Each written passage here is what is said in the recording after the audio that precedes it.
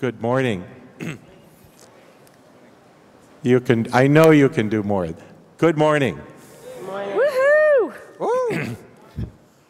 Welcome to the MIT Sloan Sports Analytics Conference 2019. On behalf of the Massachusetts Institute of Technology, it's a great pleasure and point of pride to be able to welcome you here this morning. My name is Dave Schmidtlein, and I'm the Dean of MIT's Sloan School of Management. We've been very proud to be able to be associated with this important conference and with the development of analytics in the context of sport. I want to express my gratitude to the speakers who have, in some cases, come a very long distance to be with you today and tomorrow, and in some cases have come across the street. But all of them have incredibly busy lives, an incredible number of commitments, and they chose to spend this time with you. I'm also grateful to the conference sponsors, some of whom are new this year, and we're very glad to welcome them. And some of them have been with us for a very long time, even close to the beginning. And to those sponsors, we want them to know how grateful we are, but also how proud we are of their association with and their assistance in leading this important conference. I also want to take a moment to thank the MIT Sloan School students. It can sometimes seem on campus that our students do nothing during the spring semester but the MIT Sloan Sports Analytics Conference.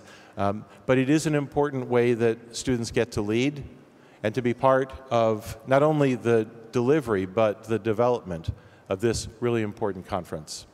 I also want to thank Ben Shields as the MIT Sloan School faculty director associated with this conference. And finally, just in way of transitioning to the next speakers, I want to acknowledge how important to management sports analytics has become. You know that sports analytics started with player personnel decisions, kind of transitioned from there into in-game strategy, and now to a very broad array of considerations around facilities planning, the fan experience, and so on. In a way, the development of analytics has taken sports management from a place where it used to try to develop or try to use the concepts and methods from management more broadly, and now sports management through sports analytics is really contributing to our understanding in management of the way that customers enjoy experiences and the way that great convening experiences are designed. Finally, and by way of moving this along, I want to thank the conference two co-founders. Jessica Gelman is the CEO of the Kraft Analytics Group, is a graduate of Harvard Business School and represents our many friends across the river. And she's been instrumental to the development of this conference, but she's also been an iconic leader in sports analytics worldwide. And I'm very grateful to Jessica. I hear that Jessica may not feel 100% this morning, and so I hope that you'll give her extra credit for the leadership role that she has here. And her co-creator for this conference, Daryl Morey, who's sitting next to her. You all know Daryl as the general manager of the Houston Rockets. I hope that many of you know that Daryl is also a proud MIT Sloan School graduate from our master's program. And Daryl, too, is, as you know, an iconic and very visible leader in analytics for sport. So with that, thank you for gathering. I know you're going to have a great 2 days. Welcome to the Sports Analytics Conference. All right. Thank you for all of your support of us all of these years, and we're excited. Welcome to Dorkapalooza. When this phrase was coined by Bill Simmons in 2008, we had just about 300 people at the conference, so we certainly weren't a palooza. But this year, we have 3,500 people at the conference, and 20% of those folks are international, which is pretty shocking and dramatic, including people from 33 countries. At the conference, we have over 900 organizations represented, 200 universities, and 130 plus sports-related organizations. So we're thrilled to welcome all of you here. This year, the role of data, technology, and culture has continued to grow and evolve. On the team side, there are many industry leaders who re-exerted their dominance on the field, including, of course, the Warriors, the Red Sox, the New England Patriots, Man City, who have basically continued either a 5 or 20-year success rate. And then You had to mention the Warriors? Sorry. Okay. This is your year, Daryl. This is our year. 58 points last night for Harden. I know. That's insane. 28-point game streak is still going. Okay, that's why the beard. That's why he still has a beard. If you don't know, this is Daryl's first time gracing us with a beard. I think it's very distinguished. We also had many firsts. The Washington Capitals won their first NHL title over the Vegas Golden Knights, which was especially impressive since it was the inaugural year for the Golden Knights.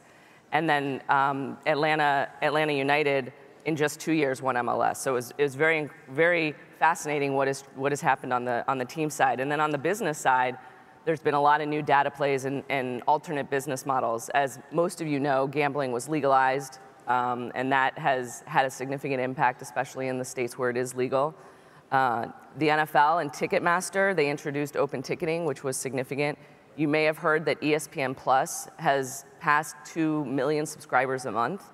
Amazon introduced their first all-female broadcast, which was obviously great for many different reasons. And we're in the process right now of 3 separate football leagues being launched. So it's been a great year of innovation. And we're going to explore all of those concepts over the next 2 days.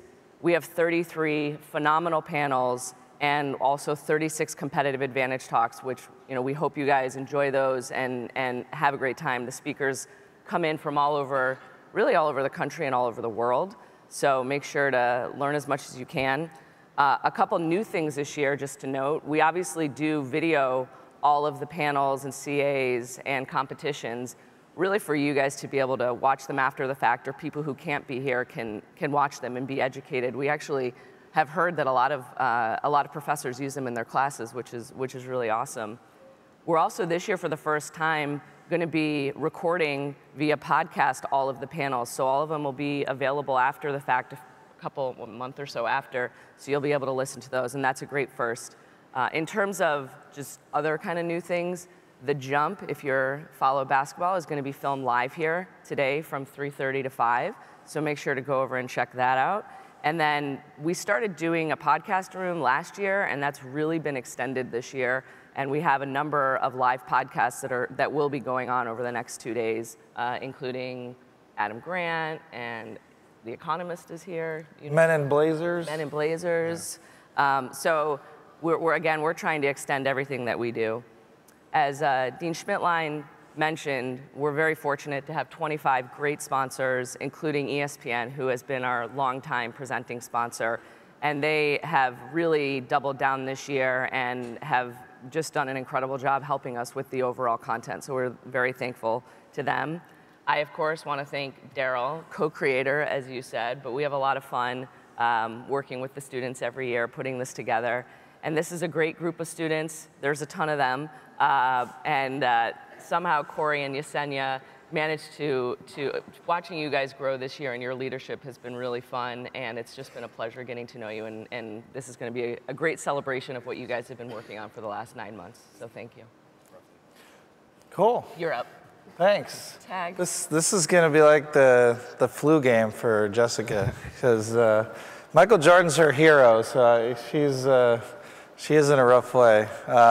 It's the 13th annual, so 13th is a very special number to me, because it's James Harden's number. Oh, got it. I try to get James Harden you should. mentioned as much as possible. It's also prime, right. So that's good. Yeah. Math and basketball. Exactly.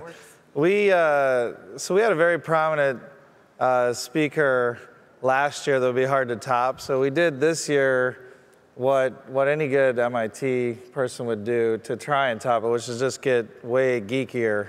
So this year, for the first time, I'm really excited about a bunch of things, but we have curling, chess on ice, as they call it. Well, at least that's what they call it. I'm going to do the exhibition tomorrow if I'm feeling better. Yeah, well, yes, absolutely. Anyone who wants to try curling, we have it here. We have poker for the first time with Nate Silver, which is going to be awesome. We have martial arts analytics, which I think is going to be really cool. But maybe most geeky and really exciting for me is chess. We have chess, and there's probably not a ton of chess fans out there, but what I wanted to convey is like there's some amazing stuff happening in artificial intelligence right now that's going to apply to all sports, but it's happening first in chess. So chess literally had humans create programs that could evaluate billions and trillions of positions a second, and obviously could beat humans many years ago. But what's really exciting is a whole different approach has come along where they just tell the rules to a computer that's like a baby, and it's literally learning to play chess on its own. And they just had an epic final between the old way of doing it and the new way that ended basically in almost a dead draw, which was basically this, they'll say like, hey, look at this new chess computer, Lilo. Well, which one is it? Oh, it's baby number 2022. It's like learning as it goes, and it's playing these old computers, and it's really exciting. So anyway, I geek out on that stuff. I think this is the right audience to geek out with. I think so, yeah. So, but that approach of self-learning AI is going to come to all these other sports, and chess is the first place because the rules are defined and things like that. Yeah, so that's the kind of stuff I get most off on the research papers, the stuff we do. We got Freakonomics here. That's about as geeky as you get, busting all the myths, including the Kardashian myth, which will be really fun. I just have fun when I'm here, so I hope you guys too. I hope you, like every year I come here and I'm like, look at what you guys have created. Like the fact that everyone comes back year after year brings their energy, every time I talk to someone about the conference, they say, I come year after year because this conference has more energy than any other. It's the forefront of innovation in sport, and what sport does, because we have defined rules, most of the things that we do come to sports before they come to all the boring stuff the dean talked about. So I think we're basically the leading edge of all this stuff. So anyway, hope to see you guys in the hallways, and I'm very excited. Turn it over to our brilliant co-leads, Corey and Yesenia here. Thank you. So my name's Corey Brumbergs. I'm one of the 2 co-leads for this year's conference. First, I want to speak for the entire organizing committee and thank Jess and Daryl. I know personally, and I know I'm not alone among the organizing committee, this conference is the reason I came to MIT Sloan. And working closely with both of you over the last year has been a pleasure, and I've learned a lot. We also couldn't put this event on without the effort of our leadership team over the last year. We've spent more time locked in a conference room in Sloan than any of us would like to admit, but we really enjoyed it the entire time. Yesenia Brown, also Matt Morton, Charlie Hamlin, Megan McClanahan, Monica Katari, Jill Randolph, Ashley Pelzik, Richard Weisbach, Caleb Galuzis, and Mike McInerney. Thank you to each and every one of you.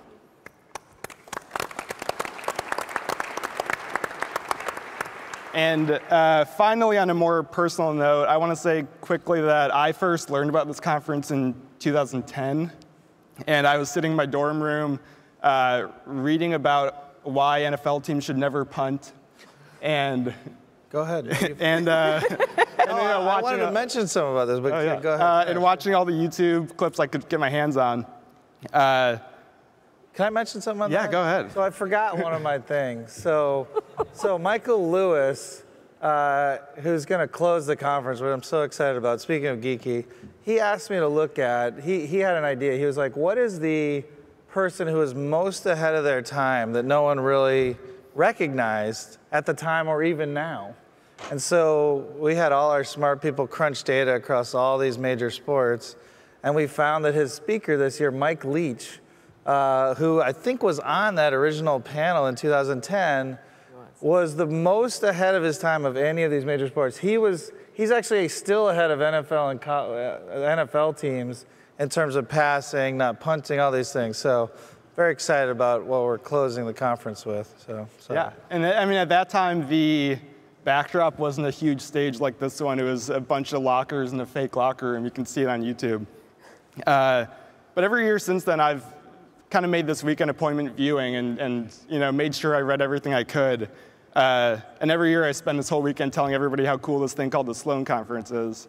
But now I'm here, and I'm thrilled to be in a position to tell you all how excited we are for all the content we have for you this weekend. And we really hope that you enjoy it, and welcome to the conference. I'll pass it to Yesenia. Thanks, Corey. Hi, everyone. My name is Yesenia Brown, and it's been a pleasure to be one of the student co-leads with Corey, our resident SSAC historian. He's been awesome to work with, and thank you again to our leadership team. We could not have done this without you, so we really appreciate it. MIT gives us a unique experience to combine our love of sports with a unique business leadership experience that we can't really get anywhere else. It's invaluable as a student, especially in business school. We were able to negotiate contracts, manage a team of our peers, and even manage up to our lovely co-founders, Jess and Daryl. And it has really been a culminating experience of the 2 years that we worked really hard to gain all these business skills that we want when we graduate from MIT Sloan. So we're really appreciative of this experience, and thank you guys so much. We would also like to thank our sponsors who have continued to support us year after year. We implore you to go check out their booths. They are the leaders and innovators in this space, so please go check them out and enjoy the conference. Step out of your comfort zone. There are a lot of things that we have for you this weekend, and we just want to make sure that everyone has a chance to get to know each other, share knowledge, and really take advantage of all that we have to offer this weekend. Some housekeeping rules really quickly. Please do not lose your badge. It is your golden ticket for the weekend, and they will not be replaced. You cannot get in the building without your badge, so please guard those badges with your life. During the conference and throughout the panels, please silence your cell phones. It is very distracting when people are up here and presenting and putting all of their hard work into this, so please be respectful and silence your cell phones during all of the sessions. Last but not least, our volunteers are in bright red shirts, and they are here to help you. So if you have any questions, please feel free to ask them, and they will help you navigate the conference. And with that, I will pass it back over to Jess and Daryl. No. We're going to kick off in a few minutes with Data is the New Black here and soccer in the right here. Yes. All right, so let's get going. Let's do it. Thanks, guys. Thank you.